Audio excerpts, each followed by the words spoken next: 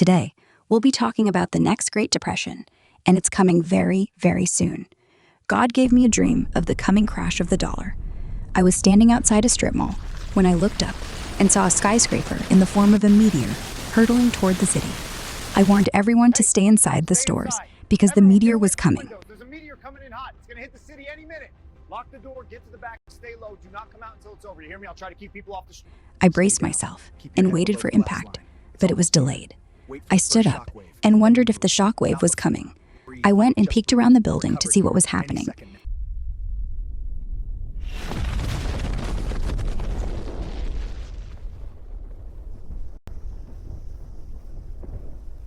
And then the blast of the shockwave hit. It rocked me, but didn't knock me off my feet.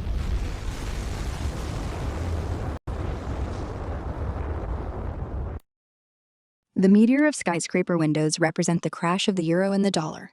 Me warning people to stay in the stores represents storehouses, which are preparations I warned everyone to make in preparation for the euro-dollar crash. The delay in the shockwave represents that the crash took longer than I expected for it to hit. The shockwave hit and rocked me but didn't knock me down, which means I will survive the Great Depression to come. Brandon Briggs, in a viral video on X, prophesied that there would be an assassination attempt on Trump with a bullet grazing past his ear. In that same video, he foresaw a great crash in the American economy. I saw a red wave coming out of Michigan, and then I saw Oklahoma, and there was embers of people, and they were all on they had torches all throughout Oklahoma, and they were raising up these torches that looked like fire, and they were bringing forth a new patriotism upon the nation, and it was being birthed, and it just kept spreading like fire all throughout America, all throughout, and I saw Trump rising up, and then I saw an attempt on his life. This bullet flew by his ear, and it came so close to his head that it busted his eardrum. And I saw he fell to his knees during this time frame, and he started worshiping the Lord. He got radically born again during this time frame. I'm talking, people say he's saved now, but he becomes really on fire for Jesus, for what I saw coming. And then I saw people interceding I saw him winning the presidency through great. The Lord showed me it would go clear into the summer. Great persecution would come on him through the judges and through the law and all these people trying to sue him and all this stuff. But there would be a stop to it, and things would start to break free come toward the fall. And then I saw him winning the election. Through the Patriots coming out and voting, and then there will be a great economy crash. Yeah. I saw they had a great economy plan, a crash, worse than the Great Depression. And the Lord warned me about this. It would be a great dark time. But I saw paddles coming upon America's soil like a shocking of the soil. And I saw Donald Trump praying in the office of the Oval Office, and he was weeping before the Lord with his hands on his head like this, but he was weeping. And there was ministers and people. I don't know if they were senators or Congress people or whatever. I just saw them pacing and back and forth inside of the White House. What is the White House? But it's the Oval Office. Yeah. And they were interceding all inside there, and I could feel the presence of the Lord so strong on this. And then I could see that darkness that was the heaviness upon America with the financial crisis of what I saw coming. It started to lift above the trees, and I saw the blue and the things coming back out, and the green times and the good times coming back again. But the Lord said it would be forth a time of a season of a shaking, and it would be a shaking to awaken. And in this, this would basically that He was not done with America. There would be a great revival come, and it's not all doom and gloom. That's what He said. The sky's not falling. There's a time of, it's like people would say, this is judgment. And the Lord said, do not call this judgment. It's not my judgment. It's a correction. There's correction coming. Two other people from very different fields have predicted the coming crash of the euro and the dollar: John Paul Jackson and Martin Armstrong. John Paul Jackson, who died in 2015, foresaw the euro and dollar crashing. And Martin Armstrong, an economist who has predicted major historical events with his economic confidence model, ECM algorithm, also foresaw a crash in the euro and a decline in the dollar. When we look at the principles of why bad things happen, we can see that the root causes of this future event are primarily of our own making. American dollar this year, or the euro? What do you see happening in the? Well, the euro is going to basically collapse. I'm not saying it will disappear, but it will basically collapse, and shortly after that, our dollar will follow. Within, I talked to a banker a while back, and he said if that happened, it would be 2 to 3 weeks before our dollar would end up doing the same thing. Okay. And so I talk to people in regarding these type of issues in 4 different categories. Yeah. I talked to them about, the Lord said to me, and I'm going to paraphrase it and condense it so it's not so long, but it basically looked for real food, real money, real needs, and real energy. And so real money would be, look at things, paper money at some point is not going to be, you're going to have a whole lot of money to buy a loaf of bread. And so it's not as valuable as it used to be. There are other types of currency that you can get, whether it's gold or silver or platinum or et cetera. Yeah. And I'm not a financial advisor, and there's too many variables to be that. I'm not trying to be that. I'm just saying that look for real money. Yeah. Look for real needs. There are things that you're going to need when things begin to happen here in the United States. And for example, if you're in Tuscaloosa, Alabama, you need something to take. Where are you going to stay? Well, my house is being rebuilt from the tornado that just destroyed, a third of that city. So real needs. There's needs for crisis, because crises are going to come. So you have to have real things. There's real food, meaning that if you don't have electricity to your refrigerator because of a storm that comes through town or because of a power grid failure, which is going to happen, then your milk is not going to last very long, and whatever's in your refrigerator is not going to last very long. So you need to have something you can fall back on, because those things are going to happen. Real energy would be the issue of what kind of car do you drive? What type of gas mileage does it get? How are you going to get to work tomorrow? If there's a power grid failure and your gas station can't pump gasoline into your car because the power grid went out. Now already we have temporary rolling brownouts, what they call it, happen. But what I saw coming was a hack on the United States power grid, and there were various cities that totally lost power for over a week to 2 weeks. Wow. And so you need to be thinking in those type of things. The problem is that it's kind of like Pharaoh and Joseph. God says, I'm going to give you 7 years of plenty so you can store all the wheat you're going to need. And in the 7 years of plenty, here's what the people were saying. Why are we storing wheat? We got plenty of wheat. Why are we storing wheat? And that's what's kind of going on right now. Why do I need to worry about storing? Because we got plenty. Well, you're not storing for what you have today. You're looking at what is going to be happening in the United States and the world tomorrow. It doesn't look good. We're going into this recession.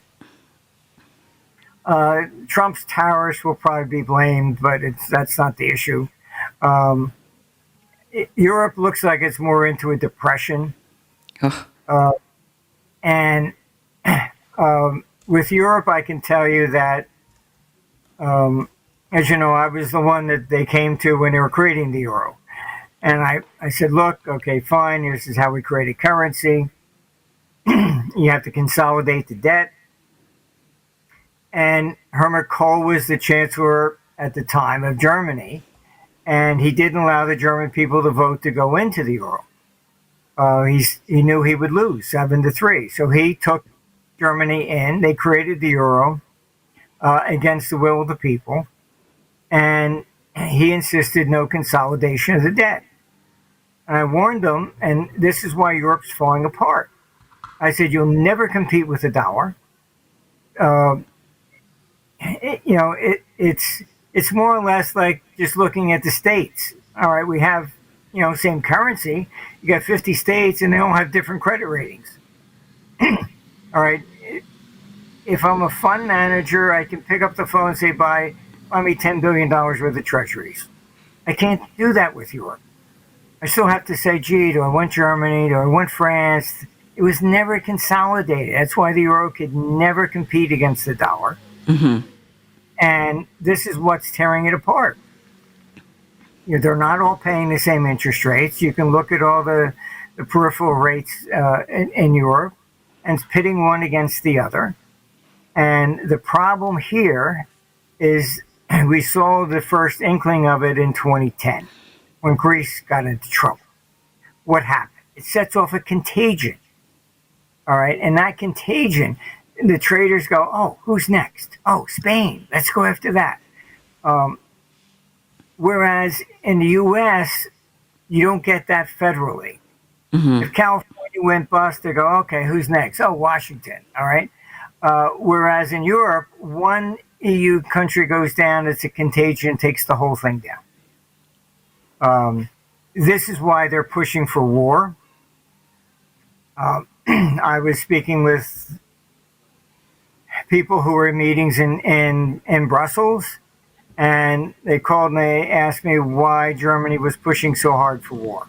I said, because Germany's the one that's in serious trouble.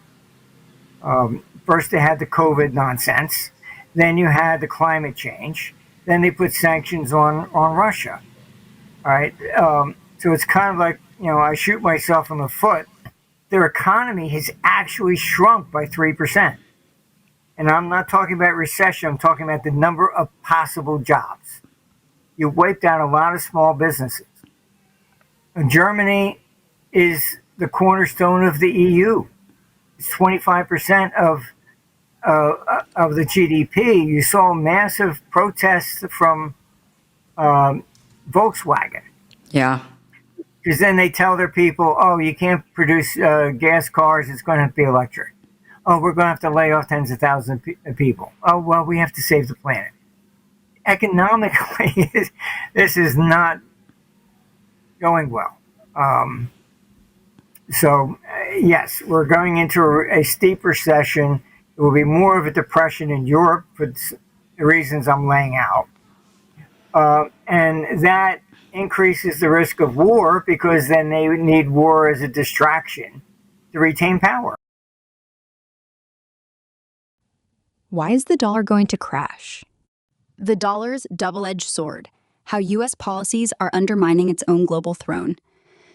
Imagine the U.S. dollar as the world's favorite neighborhood banker, reliable everywhere you need it, and holding everyone's savings because it's safe and convenient. For decades, nations have parked trillions in dollar-denominated assets, used it for 88% of global trade, and treated it as the ultimate reserve currency for emergencies. But what happens when that banker starts acting like a mob boss, freezing accounts on a whim, or slapping extra fees on loans? That's the story of the dollar's weaponization through sanctions and tariffs. It's not just hurting targets like Russia or China. It's chipping away at the dollar's own stability, pushing countries to whisper, time to find a new bank. Let's break it down step by step, like we're chatting over coffee. Step 1, weaponizing the dollar, turning trust into fear. The U.S. has long used the dollar's dominance as a superpower tool, sanctions.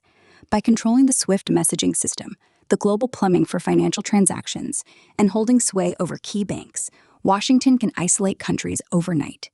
Think of the 2022 freezing of $300 billion in Russian central bank assets after the Ukraine invasion, or decades of SWIFT bans on Iran. These aren't just slaps on the wrist, they're existential threats, making nations wonder, if they can do this to Russia, who's next? Me? This financial warfare erodes the dollar's core strength, trust. Countries start asking, why hold my rainy day fund in a currency that could vanish if I cross the wrong line? It's like storing your life savings under a friend's mattress, only to learn they might burn the house down in a feud. The result? A quiet exodus. Central banks in the global south, think India, Brazil, Saudi Arabia, are diversifying faster than ever, swapping dollars for euros, yuan, or even gold to shield against sudden seizures. Step 2, tariffs, the reckless tax that bites back. Now layer on tariffs, those import taxes that sound like America First protectionism, but often play out like a game of economic hot potato. In 2025, U.S. tariffs on everything from Chinese EVs to Mexican steel have averaged 17%, sparking retaliatory hikes from trading partners and jacking up global supply chain costs. Sure, they aim to boost U.S. manufacturing, but they disrupt the smooth flow of dollar-based trade. Think higher prices for iPhones or cars, which ripple into inflation and slower growth worldwide. Here's the kicker for the dollar. Tariffs make it expensive to use. When the U.S. slaps a 25% duty on imports, it doesn't just hurt foreign exporters. It signals unpredictability. scaring investors away from dollar assets. Trade wars from 2018 to 2020 already shaved 5% off the dollar's value in months, and 2025's escalations, like proposed 60% hikes on China, are doing the same, weakening the currency and inflating U.S. borrowing costs as foreigners dump treasuries. It's reckless because it treats global trade like a zero-sum brawl, ignoring how interconnected we are. One country's tariff wall becomes everyone's higher bill, making the dollar look less like a bridge and more like a barrier. Step 3. The damage. A slower, sneakier unraveling of stability. Put sanctions and tariffs together, and you get a cocktail that's toxic for the dollar's stability. Trust is the glue holding its dominance. Without it, the whole system wobbles. By mid-2025, the dollar's share of global reserves has slipped to about 56 to 58%, down from 71% in 1999 and even 59% just a few years ago. That's trillions shifting elsewhere, leading to more volatility. The dollar swung wildly this year, from highs near 1,010 on the DXY index to dips below 100, spooking markets. For the US, this means real pain.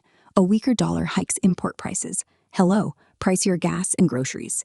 Forces higher interest rates to attract buyers for our $35 trillion debt and amplifies recessions. Globally, it fragments trade. Fewer dollars in circulation means costlier transactions, slower growth, and flashpoints like the 2025 supply snarls that added 1.9% to core goods inflation. It's not a dramatic crash, yet, but a steady bleed, like a leaky roof you ignore until the house floods. Step 4. Forcing nations to flee, the rise of dollar alternatives. Why stick with a currency that feels like a loaded gun?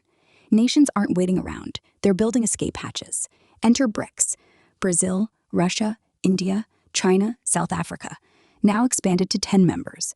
Their 2025 summit in Rio pushed forward a blockchain-based payment system to bypass dollar rails, with pilots handling 20% of intra-BRICS trade in local currencies like the yuan or rupee. China-Russia oil deals, now 90% yuan settled. Saudi Arabia is flirting with petro-yuan sales. Even neutral players like Indonesia are hoarding gold reserves, up 30% since 2022, as a sanctions-proof hedge. This isn't anti-US spite, it's self-preservation. If your economy relies on exports, but Uncle Sam can tariff or sanction you into oblivion, why bet the farm on his IOUs? De-dollarization is diversifying, not destroying. Slower trade in dollars means more bilateral deals, CBDCs, and gold-backed swaps. By late 2025, BRICS systems are still in early pilot mode, but tariffs are supercharging them, turning what was a trickle into a stream. The bottom line, a self-inflicted wound that's hard to heal. The US dollar's exorbitant privilege, cheap borrowing, global clout, came from being the steady hand in a stormy world. But weaponizing it through sanctions turns allies into skeptics, while tariffs add chaos to the mix, forcing nations to protect themselves by slowly unplugging. America's debt mountain. How national debt and unfunded liabilities are eroding the dollar's rock-solid reputation. Picture the U.S. economy as that overconfident uncle at the family reunion, always borrowing from the kids' college fund, promising it'll pay back with interest, while racking up secret IOUs for future bar tabs and medical bills. For years, the dollar's been the world's go-to savings account because America's been seen as a reliable relative, strong, innovative, and good for its word. But with national debt exploding past $38 trillion and unfunded liabilities lurking like a $100 trillion plus shadow, that trust is cracking. These fiscal time bombs aren't just numbers on a spreadsheet. They're fueling inflation, spiking borrowing costs, and whispering to global players, why bet on a gambler? Let's unpack it step by step, as if we're dissecting that uncle's bad habits over backyard beers. Step 1. The national debt, a $38 trillion credit card bill that's still growing. Start with the obvious. America's official national debt hit $38 trillion in October 2025, up from $35 trillion just months ago, the fastest $1 trillion pylon outside pandemic spending. That's debt held by the public, treasuries bought by investors, plus intra-governmental stuff, like Social Security surpluses lent to the government. Per person, about $113,000 if you're counting every man, woman, and child. This isn't ancient history.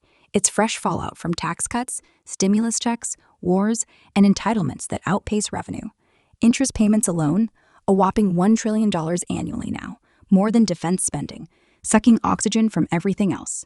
It's like your uncle maxing the visa for essentials, then realizing the minimum payment rivals his rent. This ballooning pile signals fiscal recklessness, making investors twitchy. If they're this deep in the hole, what's the endgame? Higher taxes, slash services, or just printing more bucks? Step 2. Unfunded liabilities, the hidden 100 trillion plus iceberg under the surface. Now the scarier part. Unfunded liabilities. These aren't on the balance sheet, but are promises the government must honor, like Social Security, Medicare, and federal pensions. Estimates peg them at over $100 trillion in present value as of 2025. Think explicit debt plus these implicit obligations, totaling around 150 trillion when adjusted for current GDP. For context, that's 5 to 6 times the entire U.S. economy. Why unfunded? Revenues fall short. Social Security's trust fund runs dry by 2035. Medicare's insolvency hits 2036, leaving a generational tab for taxpayers, or, more likely, the printing press. It's your uncle not just borrowing for tonight's steak, but vowing to cover the grandkids' weddings without a dime saved. This off-balance sheet mess hides the true fiscal hole, fooling markets into thinking things are rosier than they are. Step 3. The damage, sowing seeds of instability in the dollar's core. Stack debt on liabilities, and you get a recipe for dollar wobbles. First, inflation creep. To service this monster, the Fed might keep rates low or juice the money supply, devaluing holdings. Your $100 today buys less tomorrow. We've seen it. Post-2020, debt-fueled spending lit a 9% inflation fire, eroding savers' wealth and making the dollar feel like fool's gold.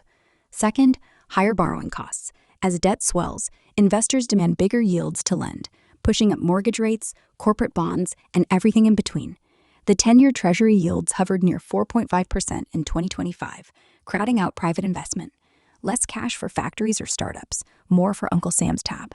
This stagflation vibe, slow growth plus sticky prices, breeds volatility, with the DXY index swinging 5 to 7% quarterly. Globally, it screams unsustainability. A CFA Institute survey found 2/3 of pros betting the dollar loses reserve status in 5 to 15 years, citing debt as the top culprit. It's not a sudden crash, but a slow poison, eroding confidence, hiking U.S. costs, and amplifying recessions when rates spike to tame inflation. Step 4. Forcing nations to bail. Why hold a debtor's IOUs? Here's the global gut punch. Why would China, Japan, or Saudi Arabia keep trillions in U.S. treasuries if America's fiscal house looks like a leaky sieve? Foreigners hold about 30% of the debt, $11 trillion, but that's dipping. China's slashed holdings by $200 billion since 2022 amid diversification. Unfunded liabilities amplify the fear. If the U.S. can't fund basics, like retiree checks without drama, how's it backing the world's trade in oil? Nations are hedging. BRICS is ramping gold reserves, up 20% in 2025, and yuan swaps for sanctions-proof deals. The dollar's reserve share? Down to 58% from 71% in 2000, with debt woes accelerating the slide. It's self-protection. Why park your war chest in a currency tied to endless borrowing? One mispayment or default scare. Hello, debt ceiling fights, and it's game over for trust. Emerging markets, burned by U.S. rate hikes, are pivoting to multipolar finance, bilateral trades in rupees or euros, CBDCs to sidestep dollar rails. Debt doesn't just burden Americans. It makes the greenback a riskier bet than the safe haven it once was. The bottom line, a fiscal reckoning that's already started. America's $38 trillion debt and 100 trillion plus unfunded liabilities aren't abstract. They're the slow-motion sabotage of the dollar's stability, turning a beacon of trust into a blinking warning light. Higher costs at home, wary investors abroad. It's forcing a rethink of the exorbitant privilege, where we borrow cheap because everyone's hooked. But keep ignoring the math, and nations won't just diversify, they'll defect. The fix? Tough choices. Entitlement reforms, spending trims, tax tweaks. Or we risk a world where the dollar's just another currency in the mix. In the end, what is coming is a disaster of our own making. We chose to kick the can on our financial responsibility and abuse the dollar's status as a world reserve currency. Genesis 1:26 states that God has transferred his authority to rule the earth to mankind, saying, "Let us make man in our image, according to our likeness, and let them rule over the fish of the sea, the birds of the sky, and the cattle, and over all the earth, and every creeping thing that creeps on the earth." This means, as God's appointed rulers, every decision we make has the same authority as if God made the decision himself, and God cannot override our decisions. God must let us suffer the consequences of our actions so that we can learn from our mistakes and rule this universe as God has ordained. Learning from our mistakes is part of our rulership. If God stopped us from experiencing the consequences of our own actions, we would not learn to rule the earth. The most dangerous type of bear is the dumpster diving bear, because the bear learns that to be a bear, you get food from the dumpster. That bear raises generations of baby bears, and they learn that to be a bear, you eat food from the dumpster. What happens when a lock gets put on the lid of the dumpster and bears lose access to food? They go berserk and kill any human they see, as they have no other means of survival. They have lost the skills to survive as a bear. The coming Great Depression will be much worse than the Great Depression of 1929. In 1929, there wasn't social welfare. Everyone had the ability to take care and provide for themselves. As bad as it was then, the entire population had skills that helped them survive economic hardship. Today, we have 42 million people who are completely supported by social welfare and don't have the skills to provide for themselves in a stable economy, let alone a Great Depression type of environment. This is a choice that these 42 million people have made under the law of Genesis 1:26, and God must let them suffer the consequences of their choices. We will also suffer the consequences we have made as a society, as we have allowed an entire population of people to live on the government and not have to develop skills. When the social welfare system collapses, they will become feral and will do whatever they have to do to survive. I will now outline how much worse a Great Depression will be today in comparison to the Great Depression in 1929. Contrast in self-sufficiency, 1929 versus 2025. In 1929, approximately 20% of the U.S. population was engaged in farming, and rural households commonly maintained home gardens, livestock, and foraging practices, enabling a baseline level of independence during economic distress.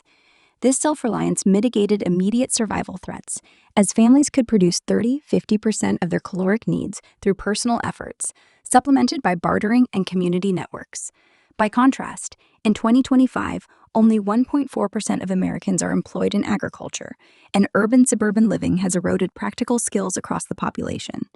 Among the 42 million individuals dependent on programs like SNAP, predominantly urban dwellers with limited exposure to manual trades, the absence of foundational competencies in food production, repair, and resource management would precipitate a far more acute societal breakdown in a depression-scale crisis.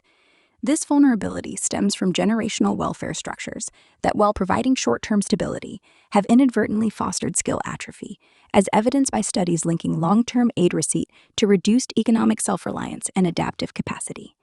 The ensuing analysis delineates the amplified risks across critical domains, projecting a 4 to 6 times greater intensity of breakdown compared to 1929.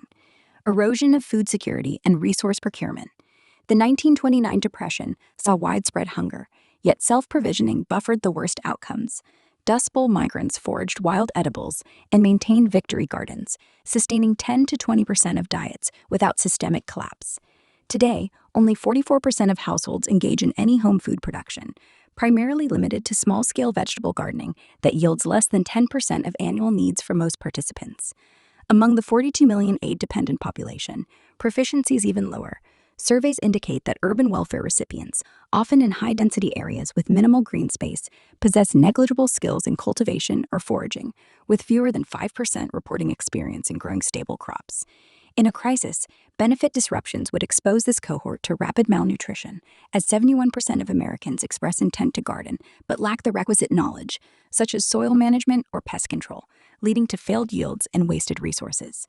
This skill deficit would exacerbate food scarcity by 3 to 4 times relative to 1929.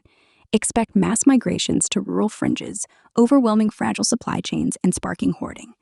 Projections suggest 20 to 30 million could face acute starvation within 6 months, versus the 5 to 10 million undernourished in 1933, due to the inability to improvise communal farms or wild harvesting.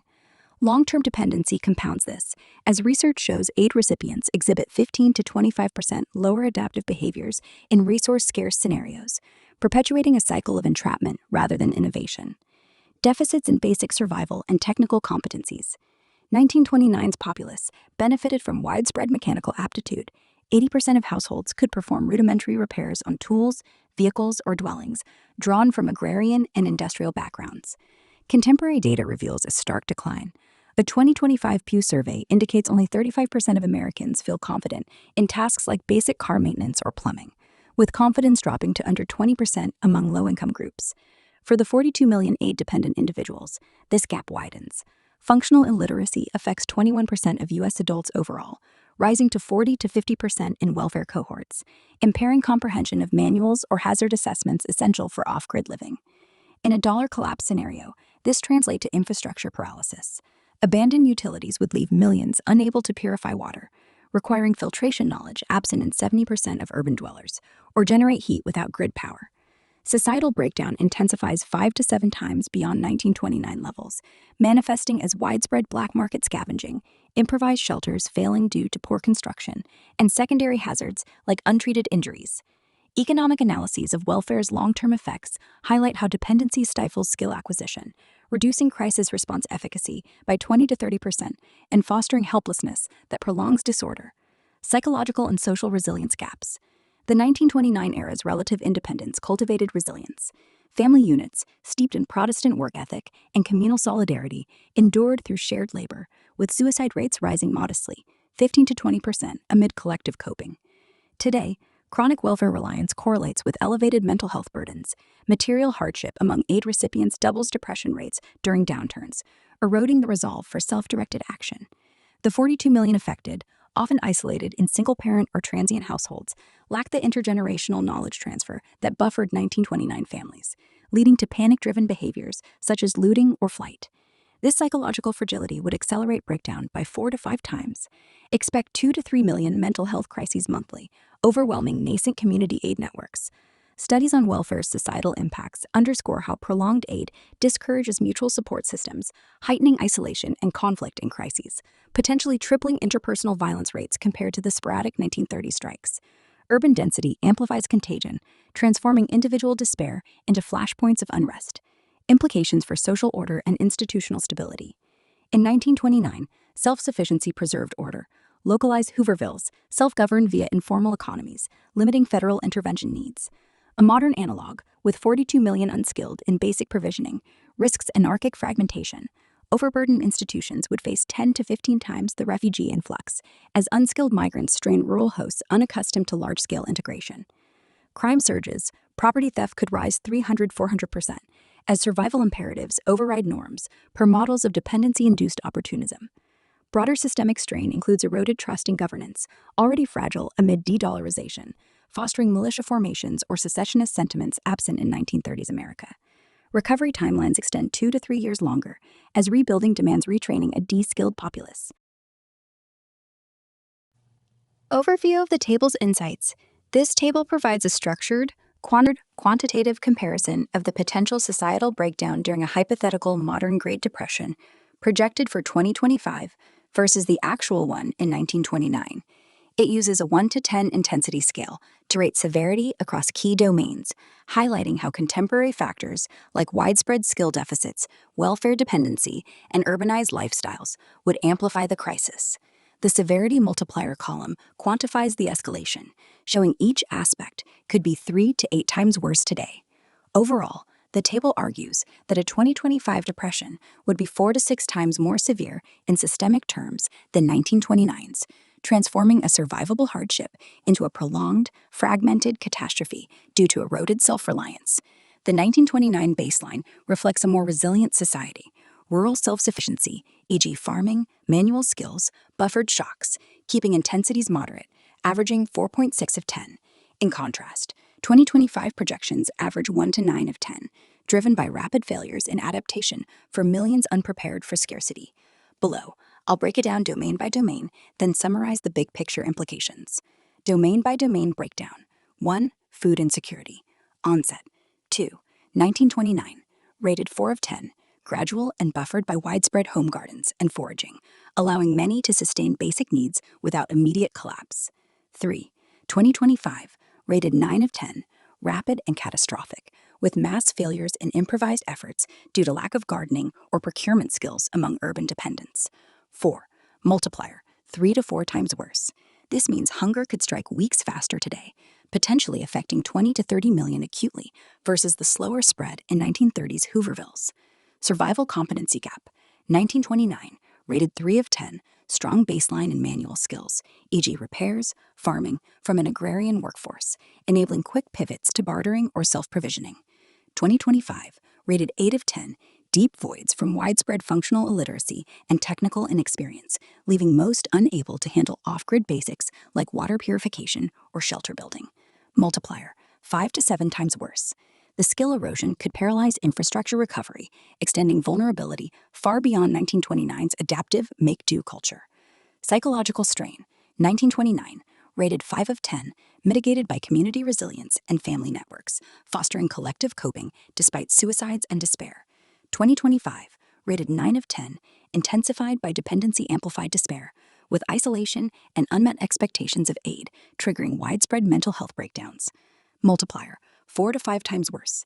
Expect 2 to 3 times higher rates of panic-driven behaviors, e.g., hoarding violence, eroding social bonds that held in the 1930s.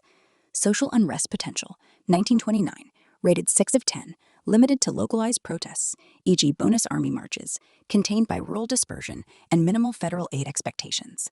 2025 rated 10 of 10, full-scale, nationwide anarchy risks, fueled by urban density and entitlement frustrations spilling into looting or militias. Multiplier 6 to 8 times worse.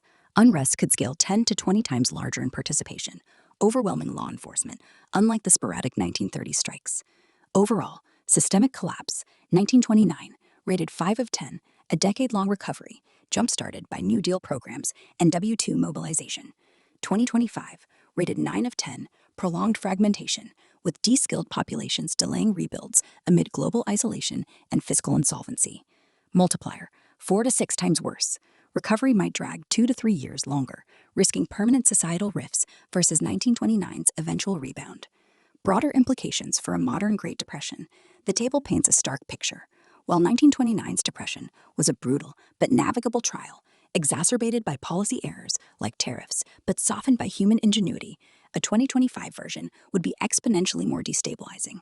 The average multiplier of 4.6 times suggests overall severity could be 4 to 6 times greater, not just in economic terms, e.g. GDP drops, but in human and social costs.